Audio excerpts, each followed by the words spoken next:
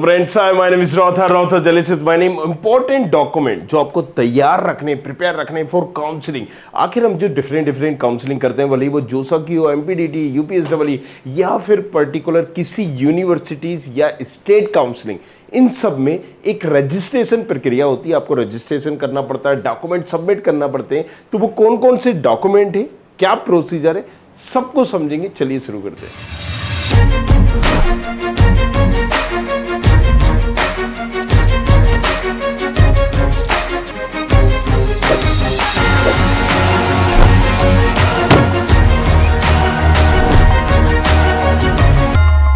जब भी हम बात करते हैं डॉक्यूमेंट की राइट्स, सबसे पहले तो आता है आपका 10th 12th राइट, क्योंकि ये इंपॉर्टेंट होता है। 10th होता है बेसिकली आपकी डेट ऑफ बर्थ के लिए, 12th होता है आपका परसेंटेज के लिए। So make sure this thing कि अगर आप परस्यू कर रहे हैं तो 12th आपने जिससे भी की है कंप्यूटराइज्ड, राइट, रोल नंबर के आधार पर आप डालोगे, इंटरनेट से आप निकाल लोगे इजीली। कंप्यूटराइज्ड आपका चल जाता है। 10th आपको सारी काउंसलिंग में लगभग एक स्कैन करके भेजनी पड़ती है, और जब रिपोर्टिंग के टाइम पर जाते हो तो आपको ओरिजिनल लेके जाना पड़ता है। अगेन, तो डॉक्यूमेंट क्या है? 10th 12th marksheet, right. अभी के लिए आपको कोई भी जरूरत नहीं है ओरिजिनल की during the time of registration, 12th की मार्कशीट की, राइट।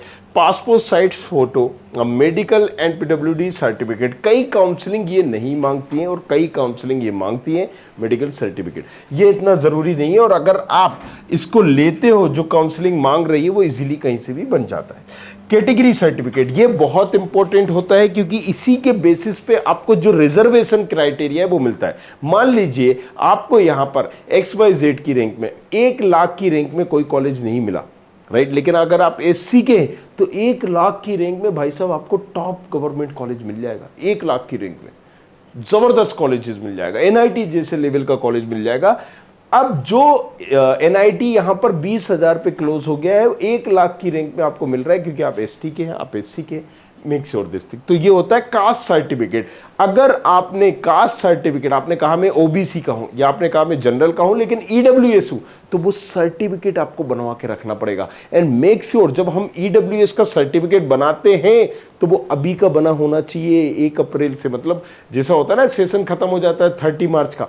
सो 2023 30 मार्च में, अगर आपने 23 में बनाया तो वो 30 मार्च में खत्म हो गया, राइट। अब आपको 1 अप्रैल से, अगर 24 का एक्सेप्ट करना है तो 1 अप्रैल 2024 का बना होना चाहिए। Make sure this thing, right. So OBC certificate, EWS certificate या SC ST सर्टिफिकेट जो भी है, कंप्यूटराइज्ड आप करवा के रखिएगा। पहले क्या चलते थे? लाल पत्ता, पीला पत्ता, राइट, उसमें पर्टिकुलर कास्ट सर्टिफिकेट देते थे। अब कंप्यूटराइज्ड हो गए, तो वो वगैरह आप बनवा के अभी से रख सकते हैं। ये बड़ा ही इंपॉर्टेंट टॉपिक होता है। एक तो डोमिसाइल और एक होता है जाति, राइट, क्योंकि इसी के बेसिस पे 90% सीटें रिजर्व होती हैं उस स्टेट के बच्चों के लिए। अगर आप MP से हो और आपने कहा कि भाई साहब मैं MP के कॉलेजेस लेना चाहता हूं, तो भाई साहब इतना बड़ा कहीं ना कहीं चेंजेस आएगा। जिस MP के बच्चे को 80,000 में कॉलेजेस मिल रहा है, यूपी, या अगर आपने MP डोमिसाइल नो कर दिया तो हो सकता है कि आपकी रैंक 60,000 भी हो तो भी आपको कॉलेज ना मिले, MP वाले को 80,000 में। तो इतना बड़ा ड्रास्टिकल चेंजेस आता है कैटेगरी वालों का और डोमिसाइल वालों का। तो ये डॉक्यूमेंट बहुत बहुत बहुत ही इंपॉर्टेंट होते हैं। डोमिसाइल सर्टिफिकेट, मूल निवास, राइट, काउंसलिंग में। और दूसरा होता है आपका कास्ट सर्टिफिकेट। आप जिस भी कास्ट हो, राइट, OBC से हो, SC से हो, ST से हो, या फिर अगर EWS से हो, राइट, तो वो सर्टिफिकेट भी आप बना के रखें। JEE मेंस और एडवांस एडमिट कार्ड। अब देखो ये सारी चीजें तो आप कभी भी निकाल लोगे। JEE मेंस निकाल लोगे, 10th आपने दिया ही होगा तो निकाल ही लोगे, 12th भी कभी भी निकाल लोगे, पासपोर्ट साइट भी कभी भी हो जाएगा, मेडिकल PWD कभी भी राह चलते बना लोगे। This is very important, right. So category and domicile ये आप जरूर बना के रखिएगा। वैलिड फोटो ID ये भी कभी हो जाएगा, क्योंकि आपके पास रहते ही है, राइट, आधार कार्ड वगैरह, राइट। स्पोर्ट एक्स पर्सन हो तो उनके लिए एक अलग सर्टिफिकेट रहता है। डोमिसाइल, IMP, आप 2 डॉक्यूमेंट बस याद रखिएगा, कास्ट और डोमिसाइल, राइट। ये भी नहीं लगता है, बहुत ही कम काउंसलिंग में लगता है, तो लगभग ये भी नहीं है, ये भी नहीं है, आपका मेडिकल सर्टिफिकेट भी नहीं होता है, कुछ काउंसलिंग में ये होते हैं। तो जो भी इंपॉर्टेंट है, मेन 2 ही डॉक्यूमेंट इंपॉर्टेंट है, कास्ट और डोमिसाइल।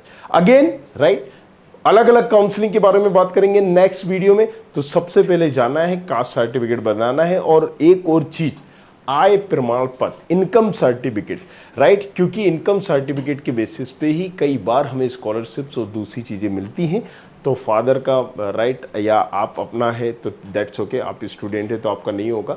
फादर का जो आय प्रमाण पत्र है वो आप बनवा के रखें, राइट। सो घुमा फिरा के अगर हम बात करें, 3 इंपॉर्टेंट डॉक्यूमेंट आपके बच्चे में। Thank you very much, thanks a lot, बने रहिए। और कुछ क्वेरीज हो नीचे कमेंट करो, पूछो। I hope you like this video. For more such videos, keep watching our channel. And do not forget to like, share and subscribe.